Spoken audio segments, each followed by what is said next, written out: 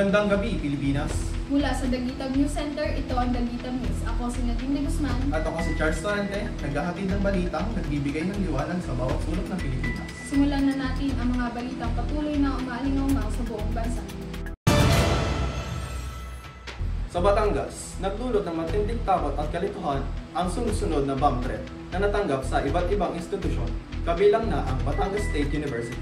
Naroon ngayon si Junel para sa mga detalye. Junel? Magandang gabi, Charles. Kanina, bandang alas 9 ng umaga, sabay-sabay na nakatanggap ng bomb threat ang ilang tanggapan at eskwelahan dito sa lalawigan ng Batangas at kabilang sa mga tinamaan ng Batangas State University main campus sa Batangas City, pati na rin ang ilang barangay hall at government offices sa probinsya. Agad na pinatupad ng BSU ang malawakang evacuation at libu-libong estudyante at empleyado ang sabay-sabay na lumabas ng campus. Dahil naman dumating naman agad ang PNP Bomb Squad at K9 units upang magsagawa ng masusing inspeksyon. Ilang gusali ang sinara habang nagsasagawa ng sweeping ang mga otoridad. Hanggang ngayon, wala silang nakikitang anumang eksplosibo, pero ayon sa pulisya, credible threat ito dahil magkakatulad ang wordings at halos sabay-sabay na ipinadala ang mga mensahe. Tinitingnan ng CIDG kung ang pinanggalingan ng email ay mula sa labas ng bansa o gumagamit ng VPN upang maitago ang lokasyon. Hindi pa nila isinasantabi ang posibilidad ng prank ito. Ngunit dahil sa lawak na naging epekto, mas pinaniniwala ang koordinado at planado ang pinapadala ng mga banta. Samantalang ilang klase ng lalawigan ang sinuspinde habang pinoproseso ang assessment ng security risk. Ayon sa LGU, mananatiling naka-full alert ang pulisya habang patuloy ang investigasyon. Mula sa Batangas City, ako si Junel Garcia, Daguitab News. Balik sa iyo, Charles.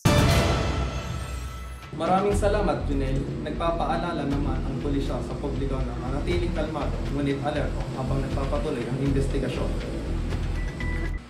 Sa Maynila naman, libo-libong miyembro ng Iglesia ng Cristo ang nagtipon para sa isang kilos aksyon na tumalakay sa ilang isyong pambansa. Naroon naman si Ian para sa mga detalye.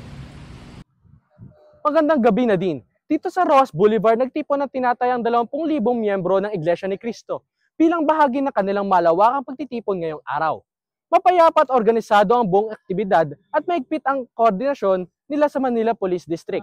Ayon sa mga leader ng INC, ang pangunahing motibo at ng pagtitipon ay maipakita ang kanilang paninindigan sa tinatawag nilang moral governance. Hiling nila sa pamahalaan ang malinaw na prosesyo ng hustisya at patas na pagtrato sa lahat ng isyong kinasasangkutan ng kanilang mga kapatid.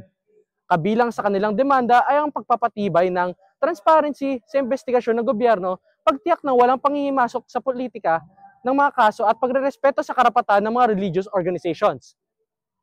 Sa loob ng 3 oras, nagsagawa sila ng programa, panalangin at maikling talumpati mula sa kanilang mga ministro. Natapos ito ng maayos at walang naiulat na kaguluhan. Ayon nga sa MPD, zero untoward incidents ang aktibidad dahil sa mahusay na crowd control at koordinasyon.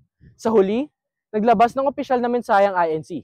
Hindi kami humihiling ng espesyal na pagtrato, ang hinihingi lang namin ay patas at makatarungan at makatotohanang pandinig sa bawat kaso. Ian Guse, Daguitab News. Maraming salamat, Ian, at ngayon alamin natin ang lagay ng panahon. Salamat, Nadine. Patuloy na umiiral ang easterlies sa malaking bahagi ng bansa, kaya asahan pa rin ang mainit na panahon sa Luzon bukas ng umaga. Subalit pagdating ng hapon, posible ang biglaang buhos ng ulan, lalo na sa Metro Manila, Calabarzon, at ilang bahagi ng Mimaropa. Sa Metro Manila, posibleng umabot sa 33 degrees Celsius ang temperatura.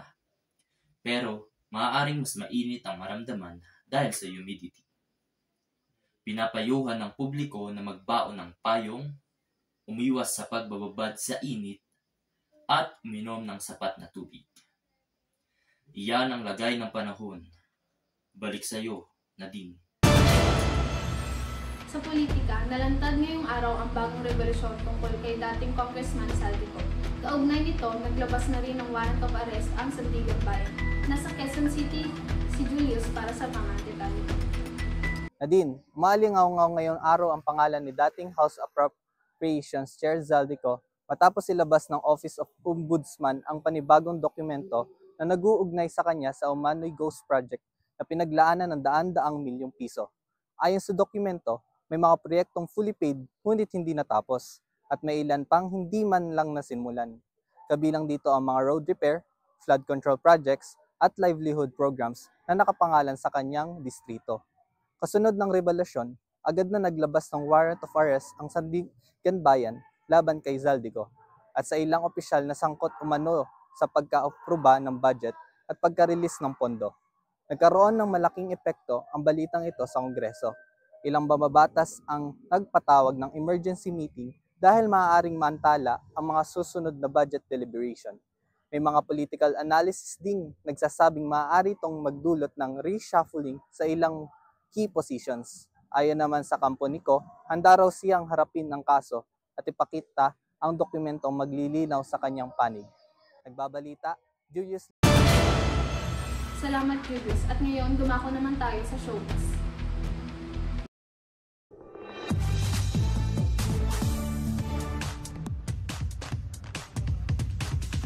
Magandang araw, Nadine. Pagkatapos ng coronation sa Bangkok kung saan nagtapos bilang third runner-up si Atisa Manalo, mabilis na naglabasan ang reaksyon ng mga celebrities online. Nauna si Vice Ganda na nag-post sa X, hanggang sa Miss Universe ninakawan niyo ang Pilipinas, grabe. Kasunod nito, pinuri rin niya si Atisa at sinabing, Philippines, let us all congratulate Atisa Manalo. She worked hard, performed well, and won it. Naghayag din si Michelle D ng pagkagulat sa resulta, kaya nagtrending ang maikli niyang post na speechless. Samantala, si Catriona Gray ay nagtanong sa kanyang IG broadcast channel. But also, wala na bang bearing ang Q&A sa MU? At sa hiwalay na mensahe, pinuri naman niya si Atisa. So proud! We all saw how you left your heart on that stage, our Queen Atisa. Sa kabila ng kontrobersya, malinaw at buo ang suporta ng maraming artista para kay Atisa. Ako si Anne-Lorraine Manalo, laging updated sa mga chika.